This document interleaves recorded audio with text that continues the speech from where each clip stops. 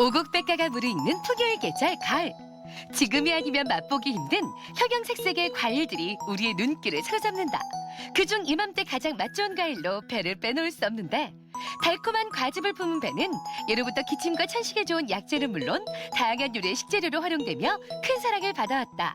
오늘 건강밥상에서는 가을 과일의 대명사 배와 함께한다. 배는 동의보감의 리자라고 하여 성질이 차고 맛은 달고 약간 시며 독이 없다. 밖으로부터 들어온 열을 다스리고 가슴이 답답한 것을 먹게 하며 풍과 열을 없애고 가슴속에 열이 뭉친 것을 해친다라고 쓰여 있습니다. 배의 사포닌 성분과 루테올린은 감기, 해소, 천식 등 기관지 질환과 가래와 기침을 없애고 목이 쉬었을 때나 배가 차고 아플 때 증상을 완화해주며, 칼륨 성분은 나트륨의 배출을 도와 혈압을 안정적으로 유지시켜주고 조절해주는 역할을 합니다. 배는 껍질 색이 밝고 노란빛을 띠는 것이 좋은데, 꼭지 반대 부분이 튀어나와 있거나 갈라진 것은 피하는 것이 좋다. 배는 칼륨이 풍부한데요. 이 배가 혈관을 튼튼하게 해주고 심장도 튼튼하게 해준대요. 이 좋은 배를 이용하여 배 노각 무침을 만들어 보겠습니다. 같이 만들어 보시죠. 배는 비타민C와 수분이 많이 들어있어 감기 예방에 효과적이다. 또한 단백질을 소화시키는 소화효소가 풍부해 육류를 조리할 때 갈아 넣으면 육질도 부드러워지고 소화에도 도움이 된다. 오늘의 첫 번째 요리, 배 노각무침. 우선 배의 껍질을 깎아낸 다음 깍둑 썰기에 준비해두자. 이어서 배와 함께 또 다른 주인공 노각도 손질하는데, 필러를 이용해 껍질을 벗긴 노각을 반으로 가른 후 한 번 더 잘라준다. 그런 다음 숟가락을 이용해 속을 깨끗이 파내주고 겉이 단단한 부분만 남긴 후 적당한 크기로 썰어준다. 오늘 배무침에는 노각이 들어갔습니다. 노각을 껍질을 벗기고 썰어주실 때는 너무 얇게 썰으면 씹히는 질감이 없어서 약간 도톰하게 썰어주시고요. 절이실 때는 따뜻한 물을 부으시면 훨씬 빨리 절여집니다. 썰어놓은 노각은 소금에 절여주는데, 소금을 골고루 뿌린 다음 노각이 잠기도록 뜨거운 물을 부어준다. 20분 정도 절여진 노각은 손으로 꼭 짜 물기를 없애준다. 이렇게 하면 노각의 간도 잘 배어들고 식감도 좋아진다. 노각을 절일 때는 한번 꼭 드셔보셔야 됩니다. 너무 짜게 절여졌을 때는 한번 맑은 물에 헹궈 주시고요. 드셔보시고 간이 적당한 경우에는 그냥 사용하시면 됩니다. 소금에 절여 물기를 꼭 짠 노각에 고춧가루를 넣고 골고루 버무려준다. 이어서 액젓과 매실청, 마늘, 깨를 더한 후 잘 섞어준다. 마지막으로 배를 넣고 모든 양념이 골고루 잘 배어들도록 손으로 조물조물 버무려주자.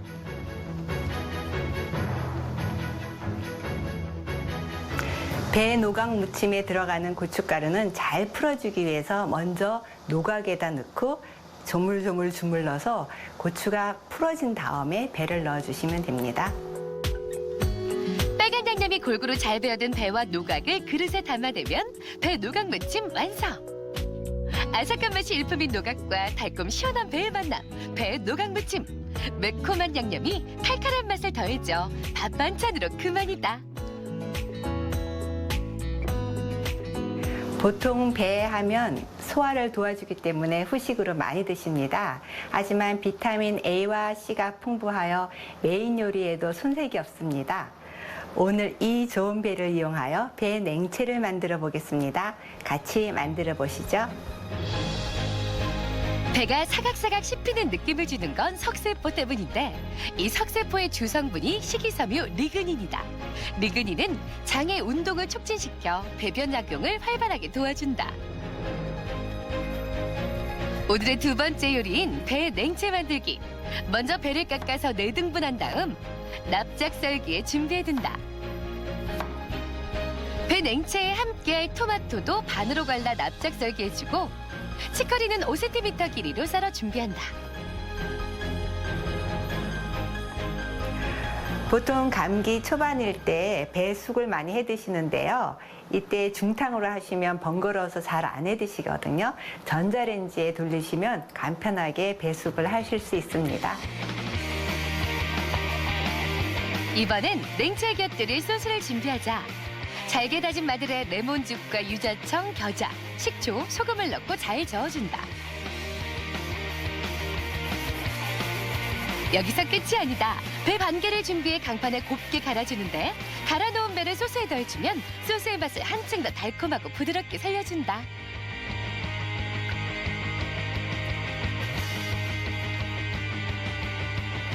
오늘 배 냉채에 들어가는 소스는 마늘을 다져서 넣습니다.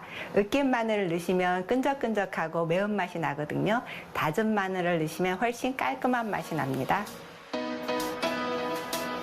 이어서 냉채에 함께 새우를 준비하자. 손질한 새우를 기름을 두르지 않은 팬에 올려 앞뒤로 노릇하게 구워준다. 재료 준비가 끝났다면 토마토와 치커리를 풍성하게 담고 준비해둔 배와 새우를 올려준다. 오늘 배 냉채에 단백질을 새우로 했습니다. 새우를 끓는 물에 살짝 데쳐서 하셔도 되고 저처럼 후라이팬에 기름을 두르지 않고 구워서 하셔도 맛있습니다. 노란 빛깔의 먹음직스러운 소스까지 듬뿍 끼얹어주면 배 냉채 완성. 배와 함께 즐기는 이 생요리 배 냉채. 아삭한 배와 빨간 새우에 달콤새콤한 드레싱까지 눈과 입을 사로잡는 특별한 요리가 탄생했다.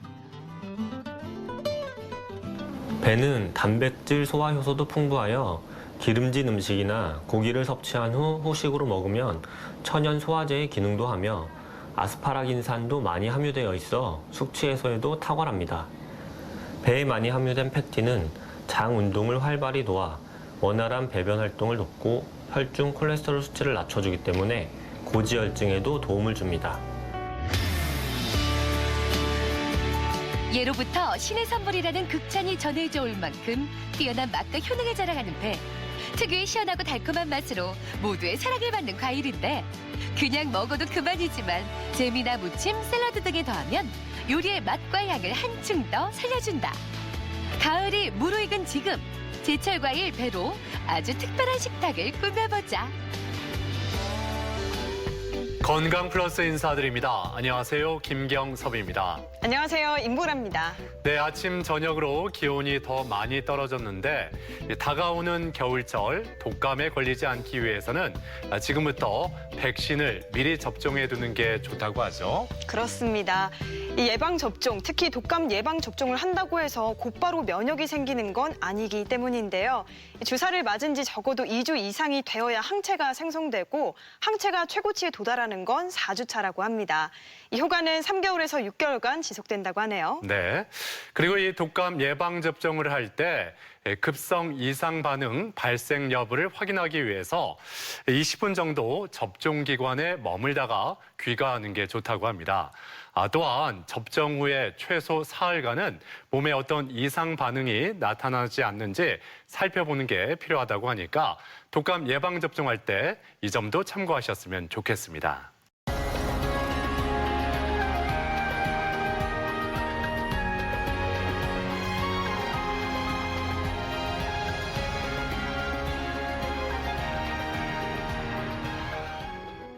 우리의 무릎뼈 사이에 위치하고 있는 연골. 연골은 우리가 걸을 때마다 충격을 흡수하고 체중을 분산하는 쿠션 역할을 하고 있다. 하지만 외부적 손상이나 퇴행성 변화로 인해 연골이 손상되면 극심한 통증이 발생하는데 이를 퇴행성 관절염이라고 한다. 퇴행성 관절염이란 무릎 아래에 있는 구조물인 연골이나 연골판이 이제 손상을 받고 그런 것들이 점점 진행이 되면서 나중에 뼈에까지 변형이 오게 되고 이로 인해서 관절에 물이 차고 붓게 되고 또 통증이 발생하게 됩니다. 이런 것들이 점점 진행이 되면서 환자분은 일상생활에도 큰 제약을 느끼게 되는데 이러한 과정을 더 통틀어서 퇴행성 관절염이라고 부릅니다. 퇴행성 관절염은 60대 이상의 고령층에서 주로 발병하는 질환으로 알려져 있다. 하지만 그 발병 연령대가 점차 낮아지고 있으며 한 번 손상된 연골은 회복이 쉽지 않다. 또 방치하면 손상 범위와 정도가 점차 심해지는 만큼 조기 진단과 적절한 치료가 필요한데 오늘 TV 주치에서는 관절이 보내는 이상 신호, 퇴행성 관절염에 대해 자세히 알아본다. 이 행복한 장수의 요건 가운데 하나가 이 자유자재로 움직일 수 있는 건강한 두 다리가 아닐까 싶습니다. 그런데 우리나라 65세 이상 어르신들 가운데 3명 중에 1명꼴로 이 퇴행성 관절염을 앓고 있다고 하죠. 그렇습니다. 이 퇴행성 관절염은 특히 나이가 들수록 발병률이 높아진다고 하는데요. 특히 초기에는 물리치료나 아니면 약물치료로 치료가 가능하지만 나중에 시간이 지날수록 그리고 방치할수록 수술을 해야 할 수도 있고요. 치료도 더 복잡해지고 어려워진다고 합니다. 네, 이 퇴행성 관절염으로 보행에 어려움을 겪게 되면 삶의 질이 떨어질 뿐만 아니라 우울증까지 올 수 있다고 하는데 오늘 이 시간 퇴행성 관절염에 대해서 자세히 살펴보겠습니다. 오늘 도움 말씀을 위해서 건양대학교 병원 정형외과 오병학 교수 나오셨습니다. 안녕하세요. 안녕하세요. 자, 오늘 주제가 퇴행성 관절염인데 먼저 이 퇴행성 관절염 어떤 질환인지부터 짚어주시죠.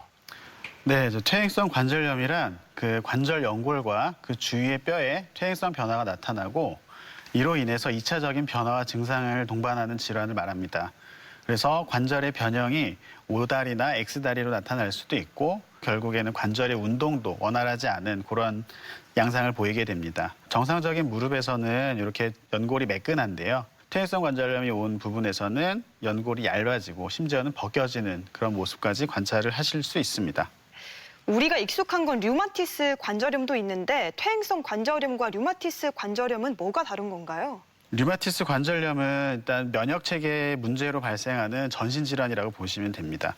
온몸의 관절에서 모두 발생을 할 수가 있고 그래서 류마티스 관절염은 손마디마디나 발가락 이런 관절에 전부 나타날 수가 있고 퇴행성 관절염의 경우에는 이제 자주 사용하는 무릎, 그러니까 양쪽이 아니고 한쪽으로만 나타날 수도 있고 특히나 체중이 많이 실리는 무릎이나 발목 이런 데 많이 생기고요. 척추에도 나타나게 됩니다. 그러니까 퇴행성 관절염이 우리 몸 곳곳에 생길 수가 있지만 그래도 가장 많이 나타나는 부위가 무릎이라고 말씀을 하셨는데 그렇다면 우리가 그 무릎 구조에 대해서 먼저 잘 알아둬야 이 퇴행성 관절염에 대해서 좀 더 이해가 쉽지 않을까 싶거든요. 네, 무릎 관절은 우리 몸에서 가장 큰 관절이고 여러 가지 각도로 움직이게 됩니다. 그림을 살펴보시면 크게 이제 대퇴골 그리고 아래는 경골 그리고 앞쪽에는 우리가 뚜껑뼈라고 부르는 슬개골 이렇게 3가지 뼈가 관절을 하고 있습니다. 그리고 이 각각의 뼈들을 싸고 있는 연골이 있고요. 연골과 연골 사이에 연골판이 존재하고 있습니다. 이런 것들이 충격을 흡수하는 그런 중요한 구조물인데 이 중에서도 특히 이제 연골판과 연골이 망가지기 시작하면 거기서부터 관절염이 시작이라고 이해하시면 될 것 같습니다. 자, 그렇다면 얼마나 많은 분들이 퇴행성 관절염을 앓고 계신지 유병률도 좀 알아볼까요? 네, 쉽게 이해를 하자면 10명 중 한 4명 정도 있다고 생각하시면 되겠습니다. 65세 이상에서 37.8% 그리고 나이가 많아질수록 특히 여성에서 증가하는 경향이 있는데 이제 폐경되고 나서 여성 호르몬의 감소가 되면 연골이나 근육 그리고 인대들이 약해지게 됩니다. 이런 것들이 큰 중요한 원인이 되고 무릎을 구부리고 쪼그린 채로 일하시는 그런 가사 활동이 많은데 이런 것들이 점점 더 관절염을 유발시키는 그런 원인이 되겠습니다. 아무튼 그 남성보다 여성에게 더 많이 나타나는 이 퇴행성 관절염.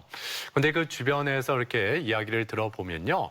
어떤 특별한 이유, 증상이 나타나지 않았는데 우연히 병원에 찾아가서 좀 이렇게 사진을 찍어봤더니 퇴행성 관절염이 있더라 이렇게 듣는 경우도 있다고 합니다. 네네. 이것도 퇴행성 관절염 증상 없이도 생길 수 있는 건지 궁금하네요. 네, 맞습니다. 얼굴에 주름이 생기는 것이 이제 증상을 나타내지 않지 않습니까? 예. 이제 그거랑 마찬가지로 우리가 엑스레이를 찍어 보았을 때 관절염이 관찰은 가능합니다. 그렇지만 증상이 없는 경우도 굉장히 흔합니다. 50세 이상에서 방사선 검사, 그러니까 엑스레이를 찍어 봤을 때 약 40% 가까운 분들에게서 관절염이 보였습니다. 그렇다고 해서 이분들이 모두 이제 증상이 있는 관절염이냐 하면은 그렇지는 않고요. 네, 그렇게 굉장히 흔하게 나타나는 질병이라고 이해하시면 편할 것 같습니다. 그렇다면 증상이 없는데 퇴행성 관절염이라는 진단을 받았을 경우에 네. 그 시점부터 치료에 바로 들어가는 게 필요할까요? 아니면 좀 지켜봤다가 치료를 해도 되는 건지 어떻습니까? 그러니까 치료라는 개념을 이제 넓게 보았을 때는 예방의 의미도 중요할 것 같습니다. 그래서 증상이 나타나지 않았다라고 하면 뭐 약물 치료라든지 뭐 주사 치료 이런 치료들보다는 생활 습관을 우선 개선을 하든지 아니면 적당한 운동을 시작을 하시든지 이런 식으로 예방하는 개념으로 접근을 하면 좋을 것 같습니다. 그런데 그 어떤 질환이든지 다 마찬가지로 원인에 따라서 좀 이렇게 분류가 또 되지 않습니까? 예, 퇴행성 관절염 같은 경우에는 원인에 따라서 어떻게 나누어 볼 수가 있을까요? 가장 크게는 두 가지 원인으로 나타날 수가 있는데요. 그러니까 이유 없이, 그러니까 특별한 원인이 없이 발생하는 것이 일차성 관절염이라고 부르고 명확하게 관절염을 일으킬 만한 요소가 있는 경우에를 이차성 속발성 관절염이라고 부릅니다. 일차성 관절염의 경우에는 이제 연세가 드시면서 아니면 성별은 여성인 경우 그런 경우가 흔하게 발생하겠고 뭐 비만한 경우는 당연히 관절에 무리가 많이 가기 때문에 발생할 수가 있겠습니다.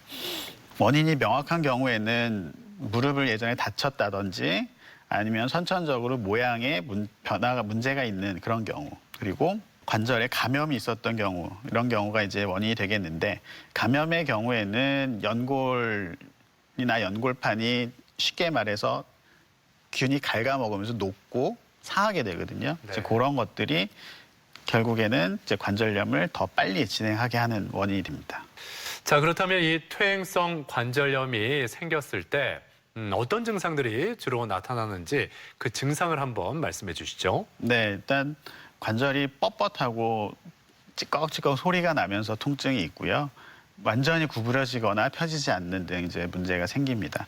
특히 이제 아침에 쉬었다가 아침에는 통증이 심하지 않은데 활동을 많이 하고 나면 저녁 때 주무실 때 그때 통증이 이제 심하게 됩니다. 그리고 점점 진행이 되게 되면 이제 물이 차고 부어오르고 열감도 있게 되고 뭐 당연히 걸으시면서 절뚝절뚝하는 경우도 있고 예 그렇습니다. 네. 네.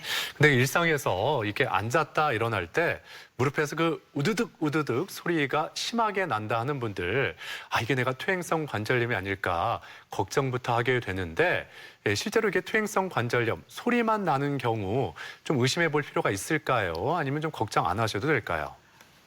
일단 통증이 없다고 하면 다행히 크게 걱정하지 않으셔도 됩니다. 정상적인 무릎에서도 소리는 날 수 있거든요. 그 뼈끼리 부딪히거나 인대가 뼈와 이제 마찰이 되면서 나거나 아니면 구조물들이 움직이면서 소리를 낼 수가 있는데 이런 것들은 정상적으로 나타날 수 있기 때문에 크게 걱정하지 않으셔도 되는데 이것이 통증을 동반한다라고 하면 그때는 이제 정밀하게 진단이 필요할 것 같습니다. 자, 오늘 이렇게 퇴행성 관절염에 대해서 자세히 살펴보고 있습니다. 그럼 병원을 직접 찾아가서 퇴행성 관절염 환자들의 이야기도 들어보고 진단법과 치료법에 대해서 살펴보겠습니다. 화면으로 만나보시죠. 우리가 걷거나 서 있을 때 체중의 대부분이 쏠리게 되는 무릎은 관절염의 가장 취약한 부분이다. 퇴행성 관절염이 가장 많이 발병하는 부위 또한 무릎인데 증상이 나타나더라도 노화에 의한 자연스러운 현상으로 여겨 방치하다 뒤늦게 병원을 찾는 경우가 적지 않다. 네, 환자분 어떻게 불편해서 오셨어요? 일상생활하면서 걸을 때 무릎에 통증이 많이 있어서 찾아뵀습니다. 뭐 예전에 다치시고 그런 적이 있었나요? 한 2, 3년 정도 전에 운동을 하다가 무릎을 다친 적이 있습니다. 그러면은 그 통증이 더 이제 심해지거나 뭐 이런 특별한 경우가 있나요? 계단을 내려가거나 양반다리를 하거나 쪼그려 앉을 때 무릎에 통증이 많이 심합니다. 전체 퇴행성 관절염의 20% 정도는 40, 50대의 젊은 층에서 발생한다. 좌식 생활을 오래 하거나 잘못된 생활 습관, 무릎 관절의 과다 사용 등으로 발목이나 무릎 관절의 손상이 발생하게 되는 것이다.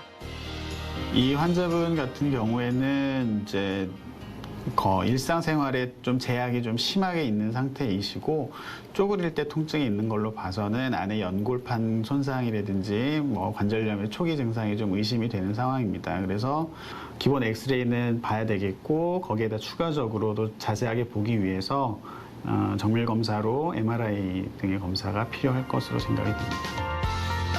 퇴행성 관절염을 진단하는 대표적인 검사로 방사선 검사를 들 수 있다. 방사선 검사를 통해 관절 구조의 변화를 관찰할 수 있으며 관절 간격이 좁아지거나 뼈 돌기체가 형성되면 관절염으로 진단한다. 하지만 방사선 검사 결과 관절염에 이상 소견이 있더라도 통증이 전혀 없는 경우도 적지 않다.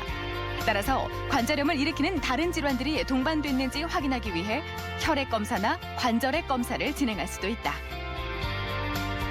오늘이 이제 수술하시고 첫째 날인데 좀 불편하시거나 이런 거 좀 어떠신가요? 그렇게 많이 불편하거나 그러진 않는데 뭐 아픈 건 당연하잖아요.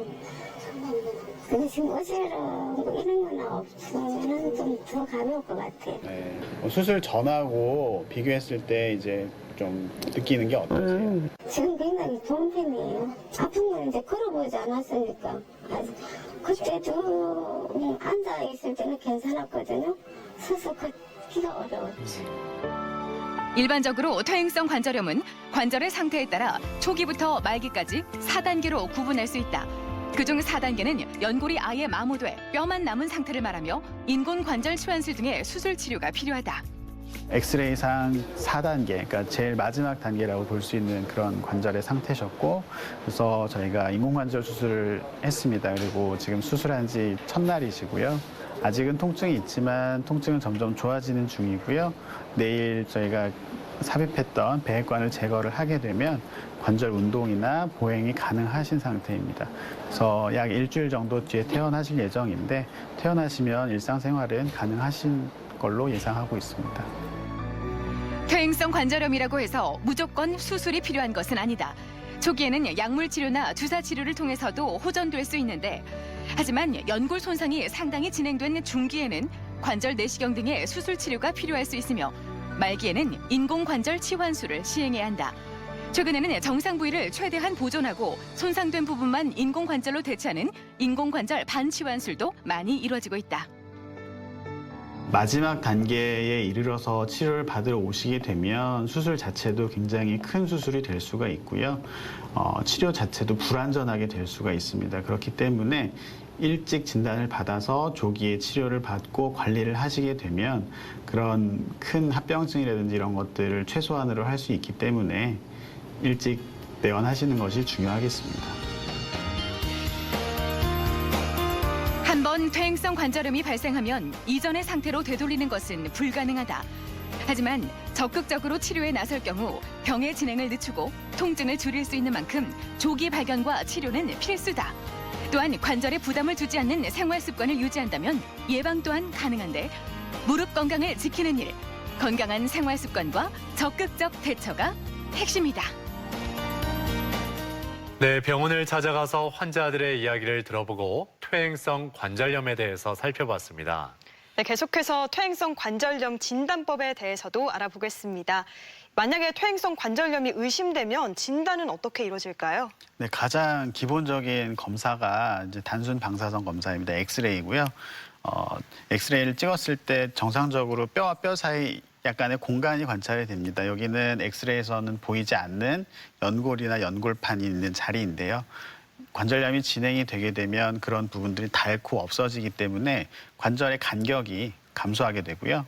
뼈가 자꾸 자극을 받기 때문에 연골 바로 밑에 있는 뼈가 딱딱해지고 그리고 관절이 나중에는 불규칙하게 변화가 되기도 합니다.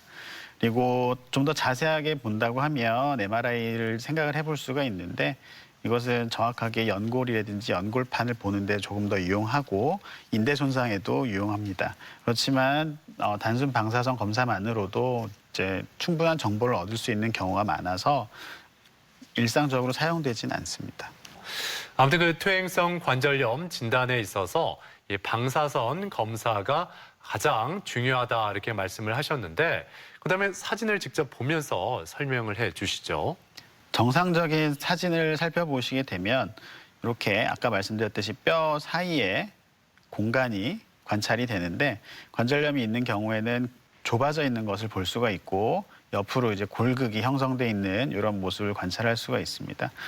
그 골극이 형성되면서 간격이 많이 좁아진 이런 단계를 약 3단계 정도 관절염이 진행이 됐다라고 볼 수가 있는데 이렇게 무릎을 살짝 구부려서 찍었을 때에는 이렇게 뼈끼리 닿는 모습까지 관찰이 되는데 이렇게 되면은 요거는 4단계 관절염으로 진단을 할 수가 있겠습니다.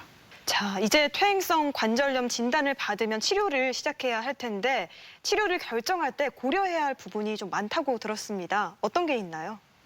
네, 여러 가지를 한꺼번에 다 같이 이제 고려를 해서 치료의 방향을 결정을 해야 되겠는데요. 수술 후에 어느 정도 운동을 할 수 있는지, 그리고 생활할 때의 노동을 얼마나 줄일 수 있는지 이런 것들도 굉장히 중요합니다.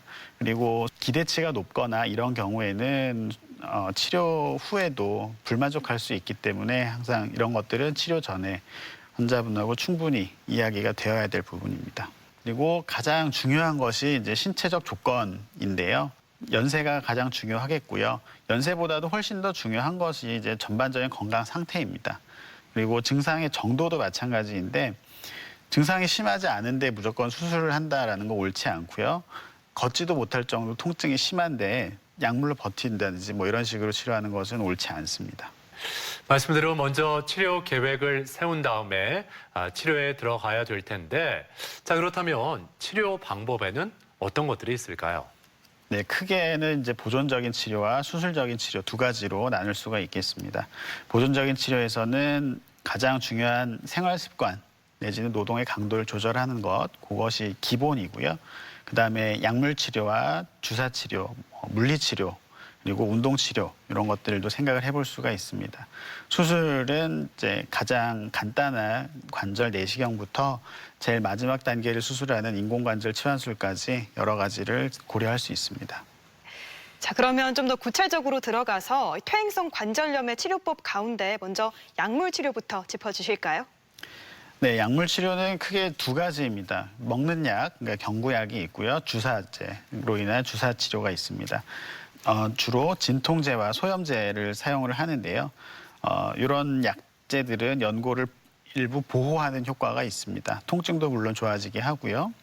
그리고 주사는 이제 크게 스테로이드 주사와 연골 주사 이렇게 두 가지가 있는데 스테로이드가 흔히 말씀을 드리는 뼈 주사 많이들 들어보셨을 텐데요. 뼈 주사라고 하는데 무조건 나쁘냐 하면 그렇지는 않고 급성기의 염증을 잡아주는 굉장히 좋은 효과를 가지고 있고 1년에 1, 2회 정도 소량을 사용한다 하면 관절 연골을 나쁘게 하지 않거나 그런 부작용들은 이제 피할 수 있습니다. 그 다른 치료법 중에 또 운동 치료가 있었는데 이 운동 치료법은 어떤 걸까요? 운동은 가장 또 중요한 치료 방법입니다. 운동과 생활 습관의 이제 변화 이런 것들이 이제 병원에 오시지 않아도 충분히 가능하신 그런 치료 방법이기 때문에 중요한데요. 가장 중요한 원칙은 통증이 있을 때는 운동을 하시면 안 됩니다. 통증이 좋아진 다음에 좋아지는 방법은 약물도 있겠고 주사 치료도 있겠고 안정하는 것도 있겠고 이렇게 해서 통증이 좋아진 다음에는 적극적으로 운동을 하셔야 되는데 실제로 운동을 하게 되면 통증이 감소하게 되고 잠이 또 잘 옵니다. 숙면도 유도가 되고 절도 유연성도 증가가 되고 그런 많은 장점이 있기 때문에 운동 치료가 반드시 필요합니다. 운동 중에서도 유연성을 높이는 스트레칭이나 근력 강화 운동도 있고 유산소 운동 이런 것들을 골고루 시행을 해야 됩니다. 자, 앞서 물리치료나 약물치료로 효과가 없으면 수술이 필요하다고 말씀을 해주셨는데요. 이 수술이 꼭 필요한 경우를 사진으로 좀 설명을 해주신다면요. 네, 수술은 당연히 보존적인 치료가 이제 해결되지 않는 경우이겠고요. 일상생활하는데 통증이 심한 경우, 그거가 이제 수술의 중요한 적응증이 되겠습니다. 그리고 관절염이 심한 경우 이 사진을 보면은 연골이 다 닳아있는 이런 부분입니다. 이렇게 관절염이 심한 경우에는 이제 뼈끼리 닿으면 뼈에서 통증이 굉장히 심하기 때문에 이런 경우에는 수술이 필요하겠습니다. 자, 그렇다면 그 수술법에도 좀 여러 가지가 있을 것 같은데 하나하나 좀 예를 들면서 좀 짚어보면 좋을 것 같습니다. 먼저 어떤 수술법을 설명해 주시겠습니까? 네, 가장 기본적인 치료법으로 관절 내시경 수술이 있습니다. 무릎에 한 1cm 내외로 구멍을 한 2-3개 정도 뚫게 되고 관절 안으로 카메라를 집어넣어서 이렇게 모니터를 보면서 실제 관절 연골의 상태를 관찰을 하고 연골판이 찢어져 있거나 연골이 찢어져 있는 이런 경우에 연골을 다듬어 주거나 인대가 닫혀 있는 경우에 인대를 이제 새로 심어준다든지 보강해 준다든지 이런 술식들을 관절 내시경을 통해서 할 수 있겠습니다. 자, 그리고 수술법 중에도 또 눈에 띄는 게 줄기세포 이식 수술이 있더라고요. 말 그대로 줄기세포를 옮겨 심는 건가요? 네, 맞습니다. 줄기세포 이식술은 이제 최근에 몇 년 전부터 각광을 받기 시작을 했지만 아직도 이제 완전히 대중화되지는 못한 상태이긴 합니다. 아직은 치료비나 이런 문제들도 있고 이 사진을 보시면 여기 이제 관절 내시경을 같이 하면서 수술을 진행을 하게 되는데 관절 연골이 매끈하지 못하고 이렇게 달아있는 모습이 관찰이 되는데요. 이런 부분들을 이제 절개를 해서 이렇게 관절에 달아있는 부분에 뼈를 이렇게 구멍을 일부 내서 홈을 만듭니다. 그래서 여기에 이제 줄기세포를 발라주게 되고요. 완전히 연골로 아물 때까지 한 6주에서 8주 정도 걸리는데요. 그동안에는 이제 관절 운동만 시행하고 체중 부하는 하지 않고 이제 보호해주는 그런 과정을 거쳐서 치료를 하게 됩니다. 그러니까 줄기세포 이식술 좀 생소할 수도 있기 때문에 지금 뭐 시청자 여러분도 그런 수술법은 어떻게 적용이 되는지, 그러니까 예후가 어떻게 되는지 그 결과에 대해서도 굉장히 궁금해하실 것 같거든요. 결과를 평가를 할 때에는 보통 관절에 연골이 어느 정도 생겼는지 그거와 이제 환자분의 증상이 얼마나 좋아졌는지 요거 두 가지를 가지고 판단을 하게 되는데 사실 이제 연골이 어느 정도 생겼는지는 뭐 의사의 판단 기준이고 환자분이 가장 느끼시는 거는 통증이 좋아지는 정도인데 꼭 통증이 다 좋아지느냐 이렇지는 않습니다.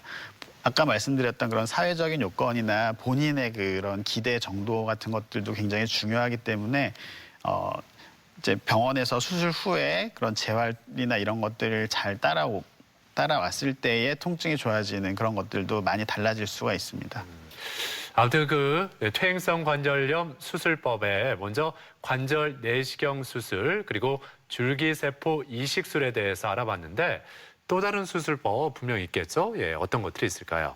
네, 절골술이라고 저희 이제 관절 치환술 이전 단계에서 할 수 있는 쉽게 말해서 O다리, X다리를 교정을 하는 수술입니다. 이제 교정을 한다 그러면은 우리가 보통 뭐 성형이라든지 이런 것들을 생각을 할 수가 있는데, 그러니까 보기 좋으라고 수술을 하는 게 아니고요. 내 관절을 오래 쓰기 위해서 수술을 한다라고 보시면 되겠습니다. 여기 사진을 보시면 이 양쪽 다 오다리가 굉장히 심한 상태입니다. 안쪽에만 체중이 많이 실리게 되어 있는데요. 바깥쪽은 잘 보존이 되는데 안쪽만 계속 닳게 됩니다. 그래서 교정을 하게 되면 우리가 안 쓰던 바깥쪽 관절면을 조금 더 사용을 할 수가 있겠죠. 수술 방법은 이제 이렇게 뼈에다 금을 내서 틈을 벌려주고 금속판을 대고 나사로 고정하는 이런 식으로 수술을 하게 되고, 절골술과 더불어서 관절 내시경을 같이 하기도 하고요. 관절 내시경을 하면서도 이제 줄기세포를 이식을 하는 경우도 있고, 이런 여러 가지 치료들을 내 관절을 유지하면서 치료한다라고 생각하시면 될 것 같습니다. 자, 그런데 이 증상이 심할 경우에는 결국 인공관절 수술을 받아야 하는데요. 인공관절 수술 같은 경우에 일부 관절이 손상됐을 경우에 그 부분만 교체할 수 있는 수술이 있다고요? 네, 있습니다. 보통 이제 관절염이 안쪽이 심하게 잘 생긴다라고 말씀을 드렸는데 그 안쪽만 달아버리면 그 부분만 뼈를 살짝 깎아내고 인공관절을 씌우는 방법이 있습니다. 그게 이제 여기 그림에 보시듯이 인공관절 부분 치환술 혹은 반치환술이라고도 부르는데요. 이런 경우는 이제 관절이 한쪽만 심하게 달아있는 경우에 이제 시행을 할 수가 있는데 변형이 심하게 되어 있는 경우에는 할 수 없는 단점이 있습니다. 그리고 수명은 보통 인공관절하고 비슷하게 이제 약 10년 정도 그렇게 보고되고 있습니다. 자, 이렇게 인공관절 부분 치환술이 있으니까 인공관절 전 치환술도 분명히 있겠죠. 예, 이건 네. 또 어떤 수술법인지 설명해 주시죠. 뭐 인공관절 전 치환술은 안쪽 바깥쪽이 다 닳았다거나 변형이 심하거나 이럴 때 시행할 수 있는 수술입니다. 이 그림에서 보듯이 아까 봤던 그 반치환술은 이렇게 한 구획만 이렇게 시행을 하는 것이고, 전치환술은 안쪽 바깥쪽을 모두 뼈를 깎아내고 수술을 하게 됩니다. 그리고 여기선 잘 보이진 않지만 뚜껑뼈와 허벅다리뼈 그 사이에도 관절염이 심한 경우에는 거기에 있는 뼈도 깎아내고 새로운 관절 삽입물을 이제 고정하게 됩니다.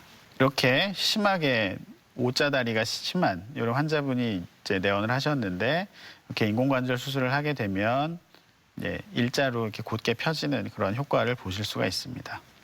자, 그런데 이 인공관절 치환술을 받는 환자들 가장 많이 하는 질문 중에 하나가 과연 인공관절 수명 언제까지 쓸 수 있는 건지 이 점이 아닐까 싶거든요. 예, 네. 어떻게 봐야 될까요? 내 무릎도 이제 평생 쓸 수가 없는데 하물며 인공관절도 평생을 쓸 수는 없습니다. 특히나 사람이 만들어낸 그런 구조물이기 때문에 완전하지는 않은데요. 보통 지금 보고된 바로는 10년에서 15년 정도를 이제 수명이라고 보고 있습니다. 그래서 이 기간이 지나서 이제 뭐 망가지거나 이런 경우에 재수술을 시행을 하기도 합니다. 자, 이렇게 퇴행성 관절염의 치료법에 대해서 알아봤는데요. 사실 치료도 중요하지만 무엇보다 중요한 건 예방이겠죠. 우리가 이 튼튼한 관절 건강을 가질 수 있도록 예방법에 대해서도 소개해 주시죠. 네, 아까 말씀드렸던 그 보존적인 치료가 가장 중요하겠습니다. 그중에서도 생활 습관과 자세 교정 이런 것들이 중요한데요. 무릎 꿇기나 무릎 꿇고 걸레질하는 등 그런 거, 그리고 쪼그려 앉기, 양반다리, 다리 꼬기, 계단도 올라가는 것보다는 내려가는 것이 굉장히 무릎에는 안 좋은 영향을 미칠 수가 있습니다. 그리고 기저질환을 관리 및 치료가 필요한데요. 골다공증이 있으신 분들이 관절염이 조금 더 이제 안 좋은 경우가 있고 연골연화증도 제때 치료하지 않으면 관절염을 더 진행을 하게 됩니다. 네. 그리고 이제 운동 치료 운동 당연히 중요하고요. 스트레칭이나 평지 걷기, 그리고 실내 자전거, 수영, 그리고 물에서 하는 아쿠아로빅도 굉장히 훌륭한 운동이 됩니다. 그리고 체중을 줄이는 것도 도움이 되겠고요. 약간의 통증이 있거나 이럴 때에 이제 따뜻한 찜질이라든지 반신욕 등 하면 통증 개선에도 효과가 있습니다. 자, 대전 MBC 건강플러스 오늘은 퇴행성 관절염에 대해 이야기 나누고 있는데요. 이번에는 퇴행성 관절염에 대한 오해와 진실을 OX로 풀어봅니다. 네. 자, 먼저 비가 오면은 이 퇴행성 관절염이 있는 분들 통증이 더 심해진다. O일까요? X일까요? 네, O입니다. 비가 오게 되거나 날씨가 안 좋으면 기압이 낮아지게 되는데요. 기압이 낮아지면 관절의 조직들이 부풀게 됩니다. 부풀면서 이제 신경을 자극하면서 통증이 오게 되고요. 온도가 또 비가 오면 온도가 낮아지지 않습니까? 그러면은 관절의 혈액량, 혈류량도 감소를 하게 되고 이로 인해 통증이 증가합니다. 그리고 날씨가 춥게 되면 당연히 관절도 뻣뻣해지기 때문에 또 통증이 있게 되고요. 그런 문제들이 발생합니다. 그렇군요. 네. 예. 자, 다음으로 인공관절 수술은 늦게 하면 할수록 좋다. O일까요? X일까요? 이건 세모라고 할 수 있겠습니다. 4단계 관절염에 통증이 심하다고 하면 50대에도 당연히 수술은 필요하겠습니다. 근데 관절염의 단계가 심하더라도 그러니까 방사선상에서 방사선상에서 관절염 단계가 심해 보이더라도 통증이 심하지 않다면 뭐 약물 치료라든지 주사 치료 등으로 조금 더 이제 버텨볼 수가 있겠습니다. 그리고 일찍 수술을 하게 되면 이제 재수술을 한번 받아야 될 수도 있기 때문에 될 수 있으면 뭐 일부 맞는 이야기이긴 하지만 수술을 이제 조금 늦게 받는 것도 좋은 방법입니다. 왜냐하면 재수술은 1차 수술보다는 기능이 약간 떨어지게 되고 회복하는 데에도 더 오래 걸릴 수 있고 그리고 재수술을 받는 시기는 이제 연세가 더 있으신 때가 되기 때문에 뭐 전신적인 그런 상황도 고려를 해야 되고요. 그런 문제가 있어서 상황이 이제 수술을 기다려도 가능한 상황이다라고 하면 기다렸다가 받는 것도 좋은 방법입니다. 자, 그리고 이 퇴행성 관절염은 주로 50대부터 나타난다. O일까요? X일까요? 네, X입니다. 당연히 다치거나 젊은 나이에 심하게 다치거나 이런 경우에는 젊어서도 생길 수가 있기 때문에 이거는 꼭 맞다라고 볼 수는 없습니다. 자, 그럼 관절염이 왔다면 움직이지 않는 게 좋다. O일까요? X일까요? X입니다. 네, 통증이 심할 때는 당연히 안 움직이는 게 맞는데요. 통증이 조절될 정도라고 하면은 바로 운동을 시작을 해야 근육량도 유지가 되고 관절도 안정화되기 때문에 반드시 운동은 필요합니다. 자, 그리고 골다공증이 있으면 인공관절 수술을 받을 수 없다. O일까요? X일까요? 네, X입니다. 골다공증이 있다고 해서 수술을 못 받는다는 거는 이제 틀린 내용인데요. 골다공증도 문제이고 골다공증이 있다고 하면 당연히 근 감소가 동시에 있게 되는데 이게 사실 더 문제입니다. 골다공증, 그러니까 골질이 안 좋으면은 이제 추가적으로 금속 인공관절 삽입물을 조금 더 이제 금속을 연결을 해서 삽입을 하고 이런 것들은 가능한데 근육이 약하게 되면은 이제 재활이 안 되거든요. 그러니까 수술의 목적, 이제 아프지 않고 잘 걷기 위한 그런 문제가 이 기본적인 전제 조건이 이제 되지 않는 상태에서 수술은 의미가 없습니다. 그렇기 때문에 골 감소가 사실, 그러니까 골 감소보다도 이제 근력이 안 좋은 게 사실 더 문제이고요. 골다공증은 수술과 동시에 같이 치료를 하게 되면 또 뭐 수술하는 데는 크게 지장은 없습니다. 자, 이렇게 퇴행성 관절염에 대한 오해와 진실을 OX로 풀어봤습니다. 이번에는 시청자 여러분의 궁금증도 풀어보겠습니다. 저희 친정엄마가 관절염이 있으셔서 지금 약을 드시고 계시는데 그 관절염 약을 먹으면 살이 찐다고 하던데 사실인가요? 네, 많이들 이렇게 말씀하시죠. 관절염 약을 먹으면 살이 찐다. 실제로 그렇습니까? 꼭 그렇지 않습니다. 일반적인 소염제는 살이 찌지 않는데요. 스테로이드 제제를 쓰는 경우에는 살이 좀 찌는 효과가 나타날 수도 있습니다. 하지만 요즘에는 대부분 병원에서 스테로이드제를 이제 기본적으로 사용하지는 않기 때문에 그런 걱정은 안 하셔도 좋겠는데요. 근데 이제 비스테로이드성 소염제라고 이제 흔하게 쓰이는 약들이 콩팥 기능을 저해시키는 경우가 종종 있습니다. 그래서 콩팥이 안 좋은 분들은 이제 몸이 붓는 경우가 있고 체액이 저류되고서 체중이 증가하는 효과가 나타날 수가 있는데 이렇게 되면은 저희 약은 중단을 해야 되고 꼭 의사와 상의를 해서 다른 약제로 변경을 해야 됩니다. 운동을 하다가 무릎을 다친 적이 있는데요. 재활 치료만 받고 있어요. 혹시 다른 치료를 받지 않으면 퇴행성 관절염이 올 수 있을까요? 이 무릎을 다쳤는데 제대로 된 치료를 받지 않으면 퇴행성 관절염이 올 수 있는지 물어보셨는데요. 실제로 어떻습니까? 네, 그 인대나 연골 그리고 연골판 손상의 관절의 불안정을 초래하고 이런 것들이 다른 구조물들을 점점점 안 좋아지게 하고 퇴행성 변화를 악화시키게 됩니다. 그렇기 때문에 당연히 정확하게 어느 부분이 문제가 있는지를 파악을 해야 돼서 그거는 병원에서 진료를 받으셔야 최대한 퇴행성 변화를 늦출 수 있습니다. 인공관절은 사용 수명이 있다고 하는데 젊을 때 수술하면 나이가 들어서 사용할 수 없는 거 아닌가요? 네, 앞서 인공관절 수명이 있고 수명이 다했을 때는 재수술도 할 때가 있다 이렇게 설명을 해주셨는데 지금 젊었을 때 부득이하게 인공관절 수술을 받은 경우에 나중에 나이 들어서 어떻게 해야 될지 이 점을 물어보신 것 같습니다. 예. 젊은 분들은 관절의 수명이 이제 짧아질 수가 있기 때문에 최대한 아껴서 쓰시는 것이 재수술을 이제 최대한 늦추는 그런 방법이고요. 재수술 방법도 다양하고 이제 안에 있는 일부만 교체하고 이런 방법들도 있긴 하지만 어쨌든 처음 수술보다는 결과가 안 좋기 때문에 재수술까지 가지 않도록 관리를 잘 해야 됩니다. 자, 끝으로 퇴행성 관절염에 대해 꼭 알아야 할 점, 핵심을 요약해 주시면 좋을 것 같은데요. 퇴행성 관절염은 네모다라고 한다면 이 네모에 뭐가 들어가면 좋을까요? 네, 퇴행성 관절염은 타이밍입니다. 네. 호미로 막을 걸 이제 가래로 막는다는 속담이 있듯이 아니면은 이제 충치를 처음에 관리를 잘 해서 그냥 떼우기만 해도 끝날 것을 이제 안 하고 뒀다가 나중에 이빨을 다 뽑아야 되고 임플란트를 심어야 되듯이 이제 처음부터 관리를 잘 한다라고 하면 그런 큰 수술 그리고 고생하면서 치료받는 그런 것들을 최대한 이제 피할 수가 있겠는데 이제 그러려면은 처음부터 이제 신경을 잘 써서 관리를 하셔야 될 것 같고요. 그 적절한 시기에 병원을 잘 방문을 해야 그 제때 맞는 치료를 받으실 수 있을 것 같습니다. 네. 자, 오늘 이렇게 퇴행성 관절염에 대해서 자세히 살펴봤습니다. 지금까지 도움 말씀에 정형외과 오병학 교수였습니다. 오늘 말씀 고맙습니다. 고맙습니다. 감사합니다. 이 관절은 건강할 때 지키는 게 참 중요하겠죠.